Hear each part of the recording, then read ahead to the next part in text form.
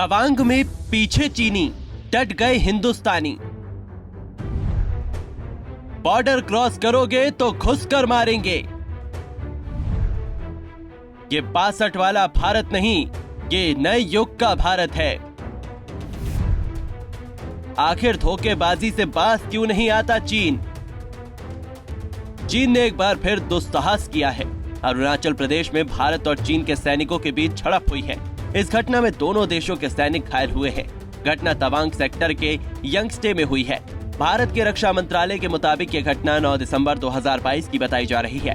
Tawang sector में हुई इस झड़प में दोनों तरफ के कुछ सैनिक मामूली रूप से जख्मी हुए, तो वहीं 6 भारतीय जवानों को इलाज के लिए गुवाहाटी के अस्पताल लाया गया है। हालांकि इस झड़प के बाद दोनों देशों के बीच कमांडर लेवल की बातचीत हुई और दोनों ही पक्षों के जवान वहां से हट गए। आखिर धोखेबाजी से बाज क्यों नहीं आता चीन? रिपोर्ट के मुताबिक तवांग में चीन की पीपल्स लिबरेशन आर्मी LAC तक पहुंचना चाह रही थी। चीनी सैनिकों के इस कदम का वहां तैनात भारतीय सैनिकों ने दृढ़ता और ताकत के साथ विरोध किया। इस दौरान दोनों सैनिकों के बीच झड़प हो गई। इस झड़प में दोनों देशों की सेनाओं के कुछ जवान जख्मी हुए। हालांकि भारत के जवानों ने LAC तक पहुंचने की कोशिश कर रहे चीनी सेनाओं को पीछे धकेल दिया। 17,000 फीट की ऊंचाई पर यह झड़प हुई। ये चोटी अभी बर्फ से ढकी हुई है। चीन के 300 सैनिकों ने घुसपैठ की कोशिश की थी, लेकिन भारतीय सैनिक इस तरह की हरकत के लिए पहले से ही तैयार थे। इस झड़प में भारत से ज्यादा चीन के जवान जख्मी हुए हैं। भारतीय सैनिकों को ज्यादा चोटें चीनी सैनिकों की पत्थरबाजी की वजह से आई है। वहीं LAC पर लड़ाई के बीच दिल्ली में सियासत तेज हो गई है। तवांग में चीनी सैनिकों के साथ झड़प की खबरों पर कांग्रेस ने बीजेपी सरकार पर निशाना साधते हुए ढूलमूल रवैया छोड़ने को कहा है। कांग्रेस ने ट्वीट करते हुए लिखा, अरुणाचल प्रदेश के तवांग सेक्टर में भारत चीन के सैनिकों के बीच झड़प की खबर है। वक्त आ गया है कि सरकार ढूलमूल रवैया छोड़कर सख्त लहजे में चीन को समझाए कि उसकी ये हरकत बर्दाश्त नहीं की जाएगी। वहीं अरुणाचल पूर्व से बीजेपी सांसद तपीर गांव ने घटना की निंदा करते हुए कहा कि अब स्थिति ठीक है, भारतीय जवान सीमा से 1 इंच भी नहीं हिले। PLA और इंडियन आर्मी के साथ इंसिडेंट हुआ और इस इंसिडेंट में बोथ साइड में इंजर हुआ। अपना इंडियन आर्मी में भी बहुत लोगों को इंजर हुआ, लेकिन चाइना में मेजर इंजर हुआ। ये हमको भी खबर दिल्ली में बैठ के मिल रहा है। मुझे ये कहना है कि ये मैकमोहन लाइन में ये बार बार इंसिडेंट होना इंडिया और चाइना का रिश्ता के लिए भी खराब है। और साथ में I personally condemn the act of PLA। PLA ने जो काम किया ये बहुत गलत है, क्योंकि हमारा इंडियन सोल्जर्स बॉर्डर में 1 इंच भी हम नहीं सरेंगे और चाइना जितना भी कोशिश करेंगे हमारा इंडियन आर्मी इसका जवाब देंगे। इसलिए हमारा जो रिलायबल सोर्सेस से जो खबर मिले हैं, तो इंडियन आर्मी एंड ITBP सारा सब वहाँ जुड़ गए हैं और अभी माहौल अच्छा है।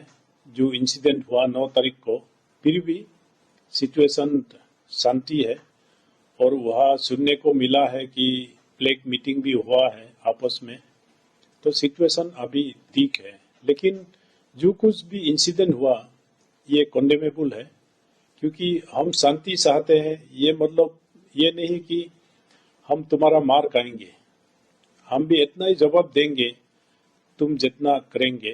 तो इसलिए I am proud of our Indian army कि इन लोगों ने जवाब दिया कि हमारा थोड़ा बहुत कुछ इंजर हुआ सुना है और PLA में और ज्यादा इंजर हुआ। क्यों बार बार आंख दिखाता है चीन? हालांकि ये कोई पहली बार नहीं है जब भारतीय सेना और चीनी सैनिकों के बीच झड़प की खबर सामने आई हो। इससे पहले 15 जून 2020 को लद्दाख के गलवान घाटी में दोनों सेनाओं के बीच झड़प में 20 भारतीय सैनिक शहीद हो गए थे, जबकि चीन के 38 सैनिक मारे गए थे। हालांकि चीन ने 4 सैनिक मारे जाने की बात ही कबूली थी। गलवान घाटी पर दोनों देशों के बीच 40 साल बाद ऐसी स्थिति पैदा हुई थी। गलवान पर हुई झड़प के पीछे की वजह ये थी कि गलवान नदी के एक सिरे पर भारतीय सैनिकों अस्थायी पुल बनाने का फैसला लिया था। चीन ने इस क्षेत्र में अवैध रूप से बुनियादी ढांचे का निर्माण करना शुरू कर दिया था, साथ ही इस क्षेत्र में सैनिक बढ़ा रहा था। कब से चल रहा है विवाद? अरुणाचल के तवांग सेक्टर में एलएसी पर सीमा विवाद कोई नया विवाद नहीं है। तवांग सेक्टर में दोनों देशों की सेनाएं कुछ हिस्सों पर अपना अपना दावा ठोकती आई हैं। तवांग सेक्टर में 2006 से विवाद जारी है। दोनों देशों के बीच मिलिट्री लेवल पर एक समझौता है। इसके तहत दोनों देशों के सैनिक एक तय दायरे में फायरिंग आर्म्स यानी राइफल या ऐसे किसी भी हथियार का इस्तेमाल नहीं करेंगे। अमूमन दोनों देशों के सैनिक एक दूसरे को हाथों से ही पीछे धकेलते हैं।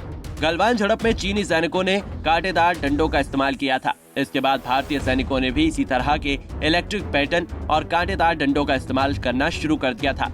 लिहाजा अब चीन को मुंहतोड़ जवाब मिलता है। हालांकि पिछले साल भी इसी क्षेत्र में 200 चीनी सैनिकों ने घुसपैठ की कोशिश की थी, तब भी भारतीय सैनिकों ने इसे नाकाम कर दिया था। तब पेट्रोलिंग के दौरान सीमा विवाद को लेकर दोनों देशों के सैनिक आमने सामने हो गए थे और कुछ घंटों तक ये सिलसिला चला था। आपको बता दें, अरुणाचल प्रदेश की 1126 किलोमीटर लंबी सीमा चीन के साथ और 520 किलोमीटर लंबी सीमा के साथ मिलती है। Bureau report, Punjab Kesari TV. हमसे जुड़े रहने के लिए हमारे YouTube चैनल को सब्सक्राइब करें और नई वीडियो की नोटिफिकेशन के लिए बेल आइकॉन को दबाएं।